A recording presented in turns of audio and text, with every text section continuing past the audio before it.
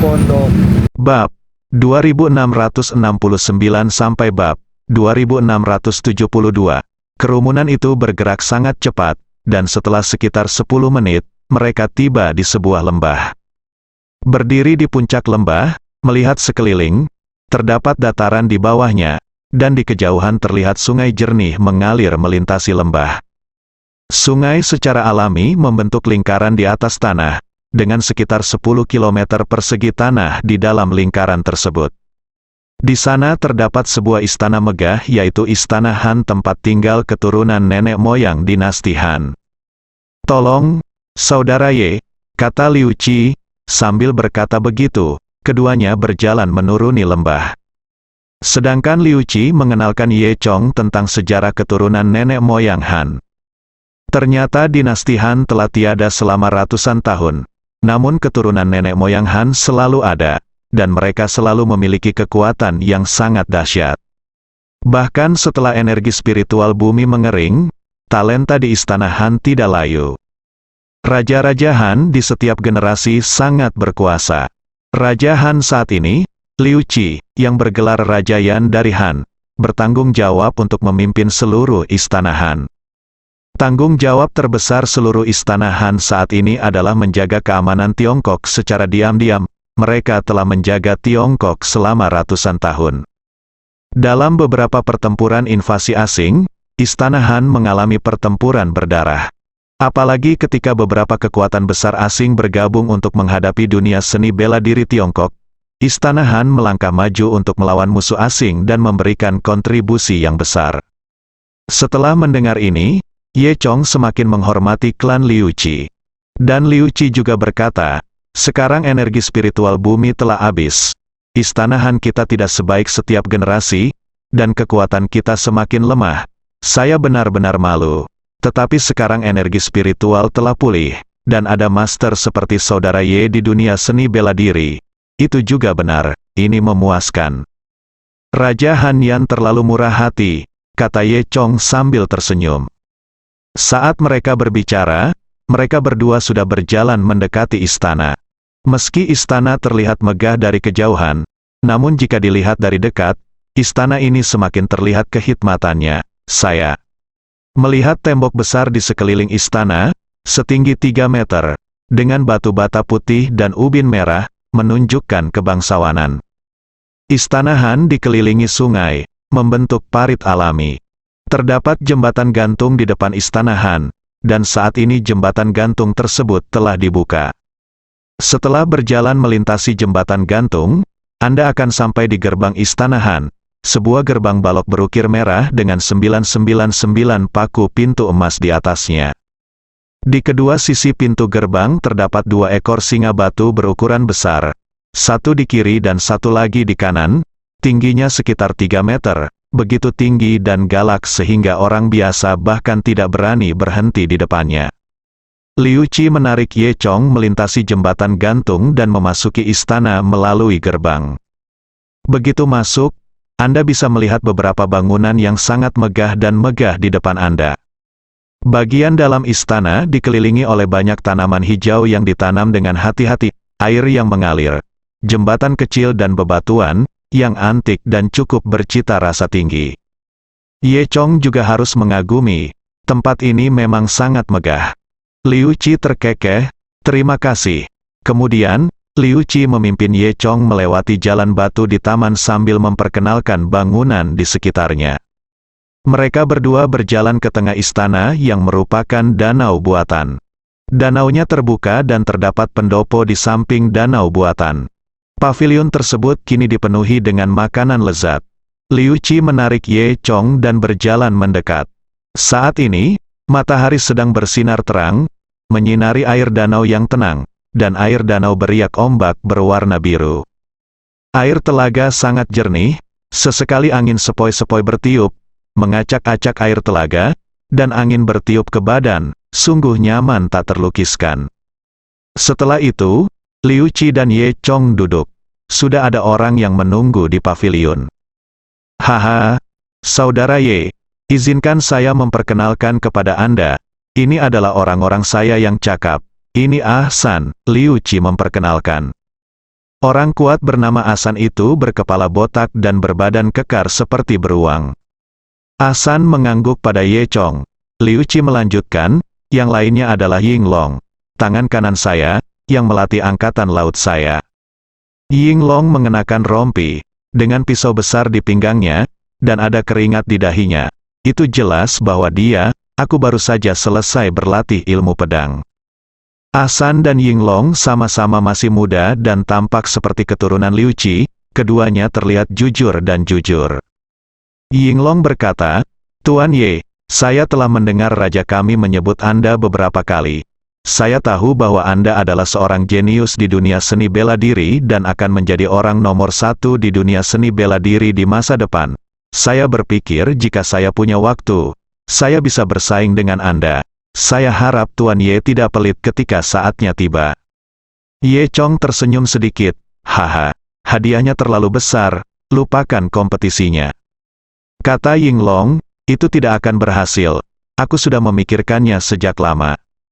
Liu Qi terkekeh, lalu melambai kepada Asan dan Yinglong, memberi isyarat kepada mereka untuk turun. Yinglong masih ingin berbicara, tapi pada akhirnya dia menurut. Setelah mereka berdua pergi, Liu Qi tersenyum dan berkata, "Saudara Ye, maafkan saya, Yinglong adalah seorang fanatik seni bela diri, tapi bakatnya cukup bagus, tentu saja, dia tidak bisa dibandingkan dengan Anda, Tuan." "Ya." Ye Chong tersenyum sedikit. Berkata, "Tidak ada. Ngomong-ngomong, ayo, Saudara Ye, cobalah makanan lezat kami," Liu Qi berkata dengan antusias. Setelah itu, kedua orang itu mulai berbisnis. Liu Qi dapat membantu Ye Chong meramal nasib, tetapi dia harus menunggu hingga 3 hari sebelum dia bisa pergi ke altar untuk meramal dan mengambil cangkang kura-kura untuk ramalan. Karena ramalan semacam ini merupakan tindakan merampas rahasia surga, Liu Qi tidak bisa meramal begitu saja dan harus memilih waktu. Dan 3 hari kemudian adalah momen terbaik yang terdekat. Ketika Ye Chong mendengar ini, dia hanya bisa merasa lega. Setelah itu, dia dan Liu Qi mengobrol sambil makan. Keduanya mengobrol sebentar, dan Liu Qi berkata, "Oh, omong-omong, Saudara Ye, bagaimana kalau Anda melihat tentara yang saya latih?" "Oke." Ye Chong juga ingin melihat kekuatan Liu Qi yang sebenarnya, bagaimana. Kemudian, Liu Qi tersenyum tipis, mengulurkan kedua tangannya, dan menepuknya di depannya. Hanya 2 suara tepuk tangan yang terdengar, dan kemudian, permukaan danau yang tenang tiba-tiba mulai bergetar. Ye Chong menatap permukaan air dengan rasa ingin tahu, dan melihat sosok hijau tiba-tiba mengintip dari bawah air danau. Dalam waktu kurang dari setengah menit, formasi persegi rapi berisi 1000 orang muncul di danau. Ada sekitar 1000 tentara yang kuat di seluruh barisan. Para prajurit ini semuanya mengenakan baju besi hijau, memegang tombak di tangan mereka, dan berdiri di sana dengan gagah berani. Liu Qi berkata dengan bangga, "Ini adalah angkatan laut yang saya latih secara khusus. Dapat dikatakan bahwa kekuatan angkatan laut ini tidak kalah kuatnya dengan 3 dewa tanah." Meskipun Ye Chong tidak melihat angkatan laut ini menunjukkan kekuatan sebenarnya. Namun melihat penampilan angkatan laut ini yang heroik dan penuh semangat, kita tahu bahwa efektivitas tempur pasukan ini lumayan. Sepertinya Liu Qi tidak sedang membual. Ye Chong tidak bisa tidak mengagumi, ini memang pasukan yang kuat. Pada saat ini, seorang pengurus rumah tangga tua bergegas masuk dari luar. "Yang mulia, wanita tertua telah kembali." "Apa?" Mendengar ini, Liu Qi tertegun. "Kembali? Mengapa dia kembali? Apakah Anda tidak menyambut saya kembali?" Liu Qi tidak menyelesaikannya perkataannya, hanya terdengar suara seorang wanita yang datang dari kejauhan. Setelah Ye Chong mendengar suara itu, dia tiba-tiba merasa suara itu agak familiar. Sebelum Ye Chong sempat bereaksi, seorang wanita melewatinya dan berjalan ke arah Liu Qi. Ye Chong awalnya memunggungi gadis itu, dan pertama kali mencium aroma tubuh yang familiar. Kemudian dia melihat lebih dekat dan tertegun. Ternyata gadis ini tak lain adalah Liu Jing. Liu Jing sebenarnya adalah wanita tertua di istana Han, itu adalah putri Liu Qi. Ye Chong tercengang, dia benar-benar tidak mengharapkan hubungan seperti itu. Ketika Liu Qi melihat Liu Jing, dia tertawa dan berkata dengan cepat, "Bagaimana mungkin? Oh, tentu saja aku senang putriku kembali. Ada begitu banyak peristiwa bahagia hari ini. Xiao Jing, aku tidak menyangka itu kamu semua kembali. Jarang sekali, kenapa Susan membiarkanmu kembali?" Liu Jing mengerutkan bibirnya dan berkata, "Ayah, mengapa kamu kedatangan tamu hari ini?"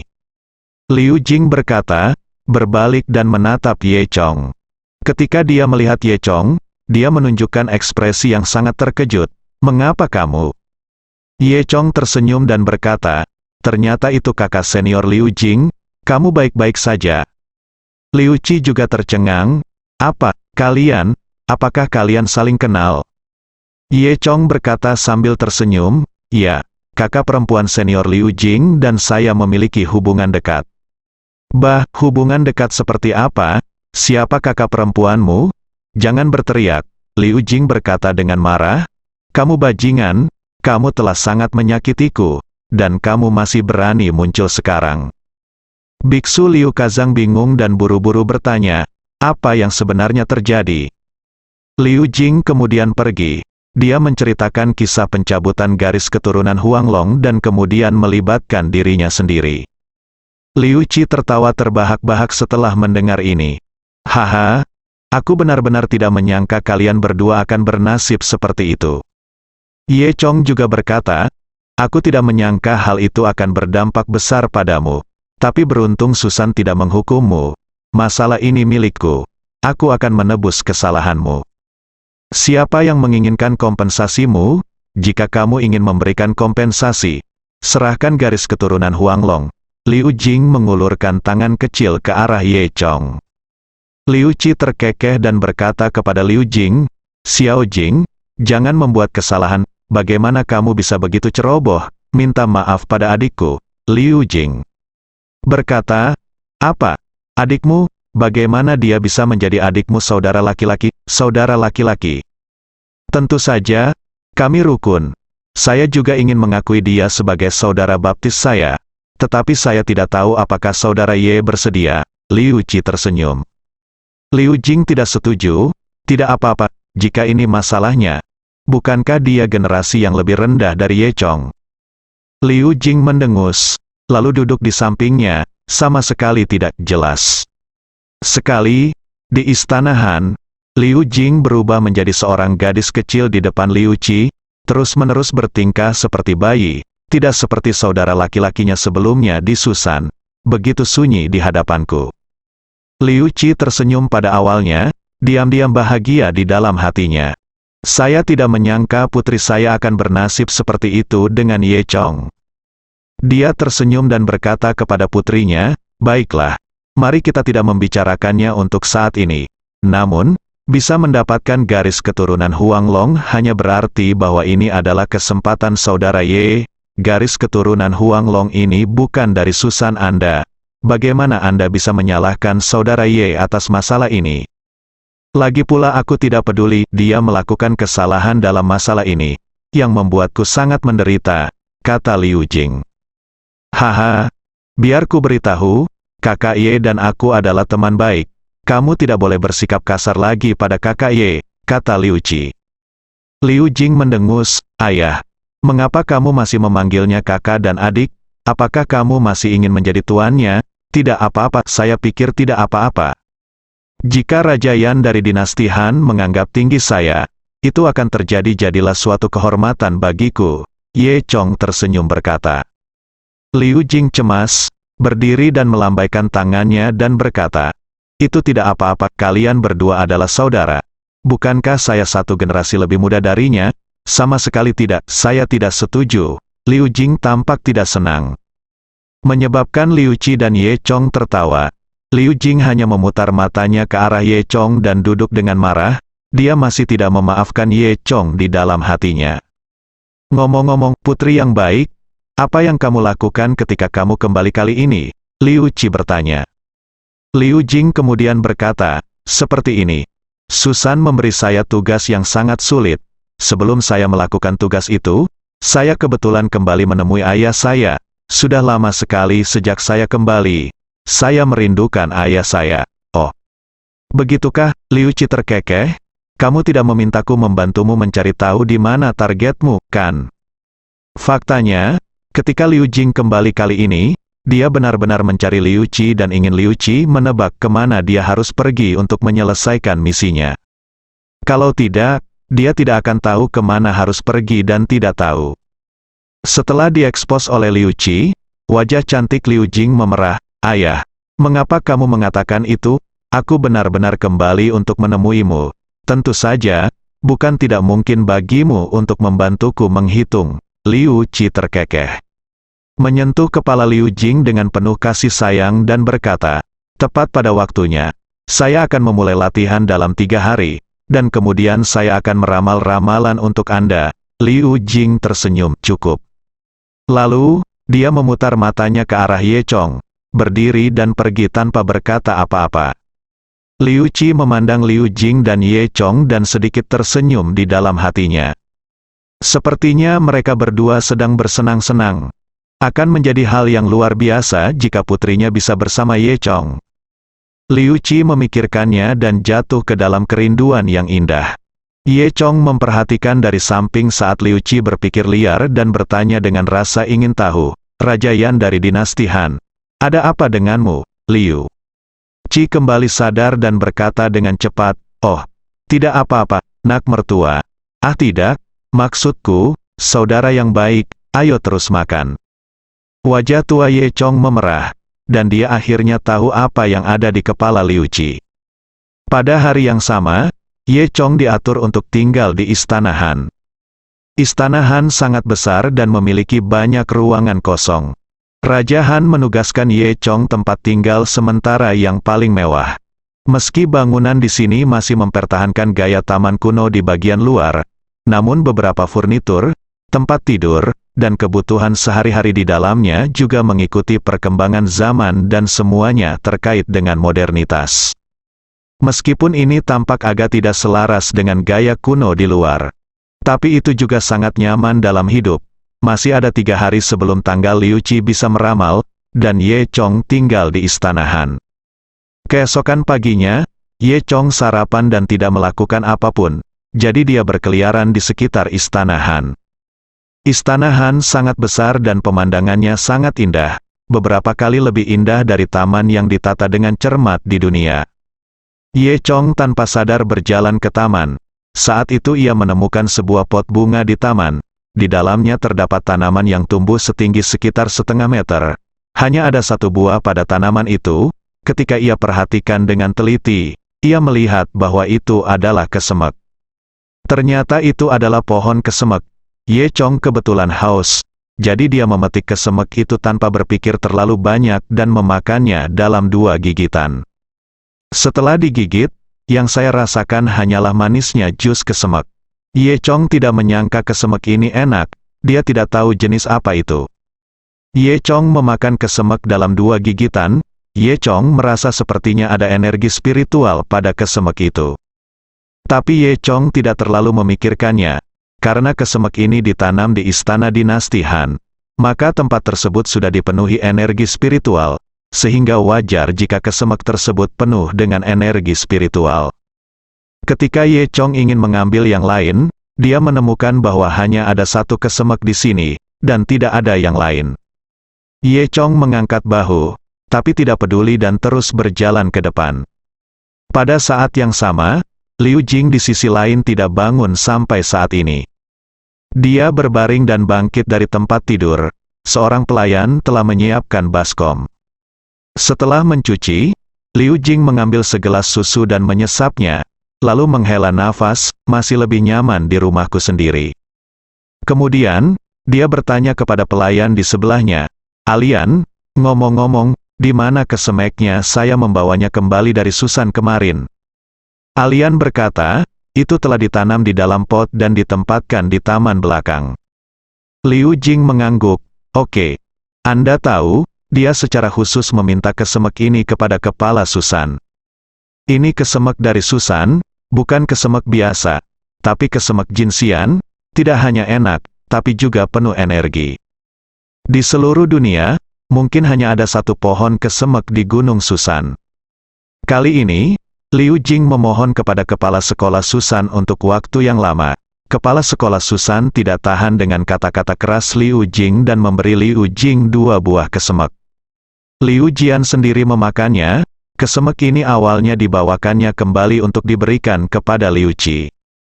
Liu Jing meminum susunya, lalu berjalan keluar pintu dan berjalan menuju taman belakang. Di sisi lain, Ye Chong memakan kesemek dan terus berjalan dengan puas. Dia datang jauh-jauh ke danau tempat dia berada kemarin. Saat ini, di permukaan danau, pasukan angkatan laut kemarin sedang berdiri, sedang menjalani pelatihan. Para prajurit itu memegang tombak panjang, dan mereka seperti ikan terbang di air, bergegas, menghindar dan bergerak, tampak rapi dan memiliki efektivitas tempur yang unggul. Ye Chong sedang menonton pelatihan orang-orang ini ketika tiba-tiba seseorang berjalan ke arahnya, itu tidak lain adalah Yinglong. Yinglong mengenakan rompi, sudah basah oleh keringat. Dia memegang pedang lebar di tangannya, berjalan ke arah Ye Chong, mengepalkan tangan Ye Chong, dan kemudian berkata, "Tuan Ye, cuacanya sangat bagus. Apakah Anda tertarik untuk bersaing dengan saya?" kata Ye Chong. "Mari kita lupakan saja. Bagaimana ini diperbolehkan? Apakah Tuan Ye memandang rendah saya?" tanya Yinglong. Ye Chong tersenyum dan berkata, "Bukan itu masalahnya. Haha, itu bagus. Karena Tuan Ye sangat menghargai saya, dia harus mengajari saya tanpa ragu-ragu," Yinglong berkata dengan agresif. Tapi Ye Chong tidak mau mengambil tindakan. Yinglong mengangkat alisnya. "Apa, mungkinkah Tuan Ye tidak mau bertarung dengan saya? Mungkinkah Tuan Ye takut kalah dari orang seperti saya?" Ye Chong tersenyum pahit. Dia secara alami tahu itu. Yinglong mencoba memprovokasi sang jenderal. Namun, Ye Chong tetap menyetujui permintaan Yinglong. "Oke, aku akan bertarung 2 kali," kata Ye Chong. Yinglong sangat gembira. "Oke, saya akan menunggu di atas air." Saat dia mengatakan itu, Yinglong langsung melompat ke udara dan kemudian jatuh ke dalam air. Dia bergegas ke kelompok tentara pertempuran dalam sekejap, dan kemudian hanya mendengar beberapa bang-bang, dan Yinglong langsung membubarkan tentara yang bertempur di sekitarnya. Beberapa pelaut yang memegang tombak langsung dipukuli oleh Yinglong dan jatuh ke air. Para pelaut lainnya bertepuk tangan dan mulai memuji kekuatan Yinglong. "Jenderal, kamu sangat berani, Jenderal, kemampuanmu terlalu kuat. Jenderal, kamu sangat kuat, Jenderal. Tidak ada orang sepertimu di dunia ini." Semua orang berkata satu demi satu. Ye Chong tersenyum pahit. Akhirnya melihat betapa kuatnya kekuatan angkatan laut ini. Kemudian, Yinglong melambaikan tangannya dengan bangga dan memberi isyarat agar semua orang minggir. Seluruh pasukan angkatan laut kembali berbaris rapi membentuk lingkaran mengelilingi Yinglong, dengan diameter sekitar 10 meter.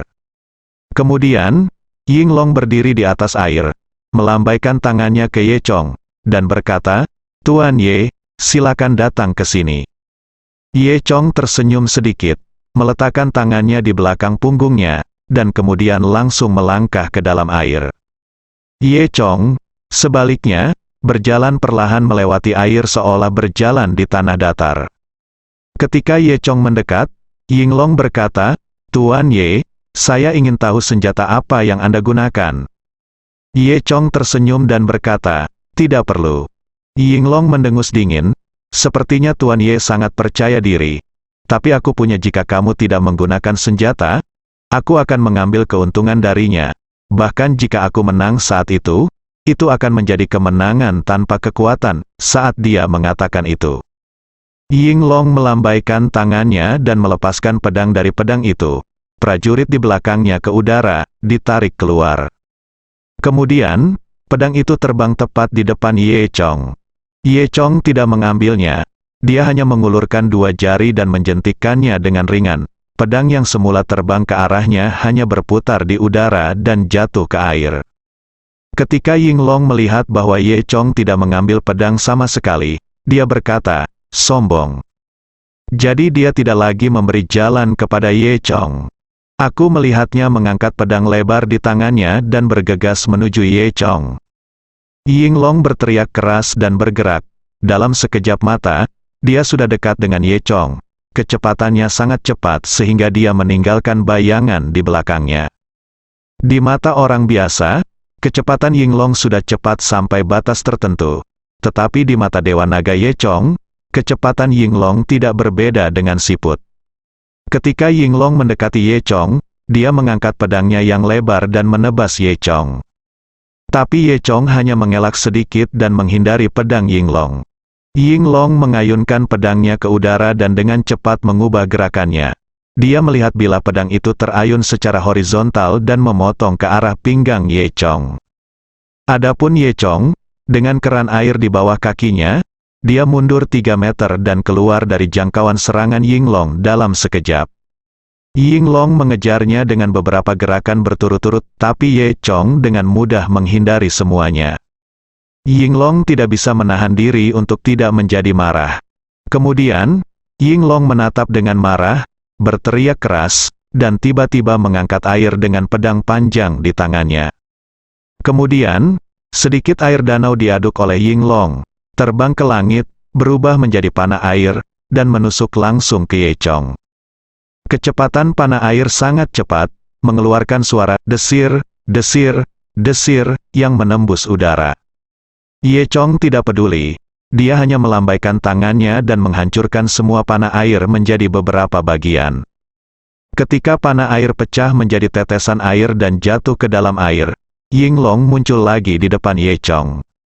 Dia berteriak keras dan menebas dengan pedang lebar di tangannya, menuju ke kepala Ye Chong. Saat ini, Ye Chong akhirnya mengambil tindakan.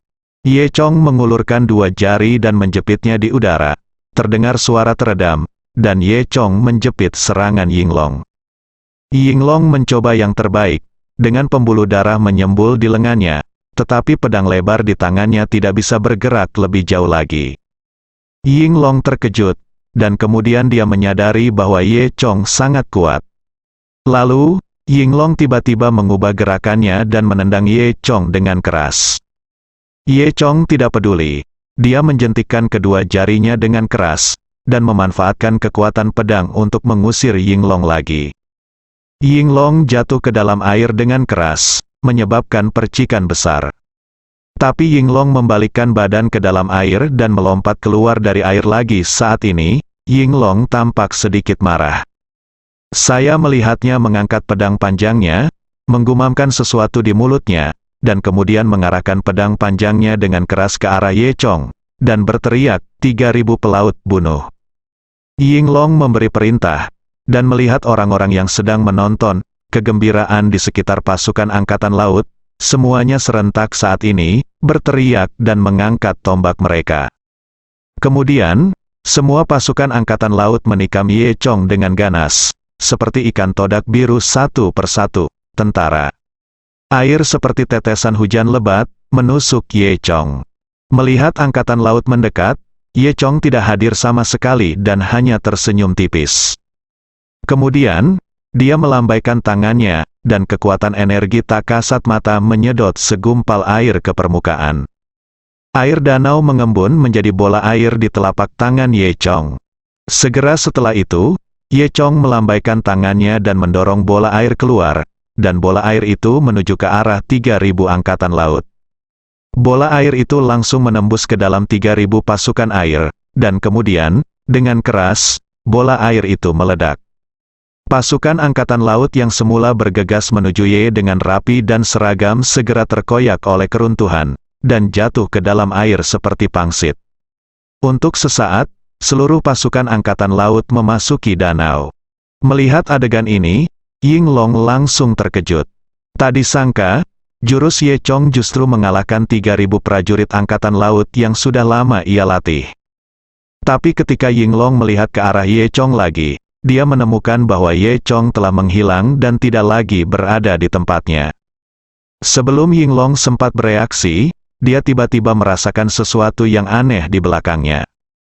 Yinglong berbalik dengan tajam dan melihat Ye Chong muncul di belakangnya pada saat yang tidak diketahui. Ye Chong tersenyum pada Yinglong dan berkata, kamu kalah. Lalu, sebelum Yinglong bisa bergerak, Ye Chong mengulurkan jari dan menepuk bahu Yinglong. Baru saja mendengar suara dang yang teredam, Yinglong sepertinya tersengat listrik, tubuhnya terguncang, lalu tubuhnya lemas dan langsung jatuh ke dalam danau. Kemudian, ketika Yinglong keluar dari danau lagi, Ye Chong sudah kembali ke tepi danau. Entah kapan, Han Yan Raja Liu Qi juga muncul di pantai. Saat ini, Yinglong merasa sangat malu dan segera berlari ke pantai. Dia membungkuk pada Ye Chong, berkata, "Saya tahu betapa kuatnya Tuan Ye kali ini, sungguh konyol bahwa saya ingin menantang Tuan Ye 2 kali. Tetapi saya tidak berharap Tuan Ye menjadi begitu kuat." Ye Chong tersenyum dan berkata, "Anda benar lumayan, tapi kamu perlu lebih banyak latihan. Aku akan memberimu sedikit nasihat. Saat menghadapi musuh di masa depan, cobalah untuk mengencangkan auramu. Setiap kali kamu berteriak sebelum menyerang, kamu mengingatkan lawanmu." Setelah mendengar apa kata Ye Chong, Yinglong sepertinya ingin mengatakan sesuatu. Liu Qi di sebelahnya tersenyum dan berkata, "Apa? Kenapa kamu tidak berterima kasih pada Tuan Ye atas nasihatmu?" Yinglong akhirnya menyadari apa yang dia lakukan dan berterima kasih pada Ye Chong. Setelah itu, Liu Qi tertawa keras dan berkata kepada Ye Chong, "Haha, Saudara Ye, maafkan aku, anak buahku benar-benar menunjukkan rasa malu mereka." Yinglong juga merasa malu. Kemudian, Liu Qi berkata kepada Yinglong, Anda benar-benar harus berterima kasih kepada Tuan Ye karena telah menunjukkan belas kasihan. Jika tidak, saya khawatir semua pelaut yang saya latih dengan keras akan terbunuh." Ye Chong tersenyum dan berkata, "Terima kasih sangat banyak. Raja Hanyan, kekuatan angkatan lautmu juga cukup kuat." Setelah saling memuji beberapa saat, beberapa orang tertawa terbahak-bahak. Pada saat ini, semua orang tiba-tiba mendengar suara yang bergema di langit. "Siapa yang memakan kesemekku?" Ye Chong tersipu dan berkata dalam hatinya, "Tidak." Sore itu, seluruh istana Han berada dalam keributan. Di sana pasti terjadi keributan. Semua orang tahu bahwa Liu Jing membawa kembali kesemek dan diam-diam dimakan oleh orang lain. Liu Qi sebenarnya tidak mempedulikan hal ini, itu hanya buah kesemek, apa masalahnya? Lalu, Liu Jing berhenti. "Kamu tidak tahu, Ayah, ini kesemek yang aku dapatkan kembali dari Tuan Susan setelah semua kerja keras. Aku tidak akan pernah menyerah. Aku pasti akan menemukan pembunuhnya." Liu Qi tersenyum dan berkata, "Kesemek apa hebatnya? Kembalikan pembunuhnya, haha." Melihat ekspresi Liu Qi yang tidak peduli, Liu Jing bahkan lebih tidak senang. "Kesemek milikku ini bukan kesemek biasa. Ini sangat ajaib. Kalau tidak mungkin menjadi harta karun Gunung Su," kata Liu Jing. "Oh, benarkah? Apa yang ajaib tentang itu?" Liu Qi bertanya dengan rasa ingin tahu. Ye Chong, Yinglong, Ahsan dan yang lainnya juga penasaran. "HMPH, siapapun yang memakan kesemek itu, nama orang itu akan terpampang di daun kesemek itu. Aku akan tahu siapa yang melakukannya sore ini," kata Liu Jing bangga. Liu Qi tertawa keras, "Mengapa saya belum pernah mendengar hal seperti itu?" Dia menggelengkan kepalanya dan menyatakan ketidakpercayaannya. Baik Ahsan maupun Yinglong tidak mempercayainya. Tapi Ye Chong merasa sedikit bersalah, tidak mungkin, apakah ini benar-benar ajaib? Ahsan, yang berada di sebelah Ye Chong, berkata kepada naga itu, "Saya belum pernah mendengar kesemek seperti itu. Ia masih bisa menunjukkan tanda-tanda dimakan oleh orang lain, nama orang yang keluar untuk memakannya." Liu Jing mendengus, "Apa yang kamu tahu? Tentu saja. Jika tidak, bagaimana mungkin itu adalah kesemek suci Susan?" Liu Jing mengatakannya dengan pasti, dan sepertinya itu benar. Ahsan mempercayainya, mengangguk dan berkata, "Sepertinya kita masih kupet. Apa yang dikatakan wanita tertua itu benar." Kata-kata ini didengarkan oleh Ye Chong di sebelahnya. Ye Chong berpikir dalam hati bahwa dia dan Liu Jing punya dendam. Jika dia benar-benar mengetahui bahwa itu adalah kesemek yang dia makan secara diam-diam, bagaimana dia bisa melunasinya? Namun, Daun kesemek bisa mengungkap nama orang yang memakannya. Ini sungguh aneh, Ye Chong belum pernah mendengarnya. Namun, dunia ini begitu besar dan penuh keajaiban. Melihat apa yang dikatakan Liu Jing itu benar, itu mungkin benar. Hal ini membuat Ye Chong sangat khawatir, sepertinya dia harus menghancurkan bukti secara diam-diam. Pikir Ye Chong. Kemudian pada hari itu, Ye Chong diam-diam menyelinap kembali ke taman belakang. Ia melihat dari kejauhan dan melihat bahwa pohon kesemek di dalam pot bunga masih ada. Namun kesemek tersebut telah hilang, namun masih ada beberapa daun di sana. Benar saja, semakin Ye Chong melihatnya, semakin dia merasa ada daun yang terlihat sangat aneh.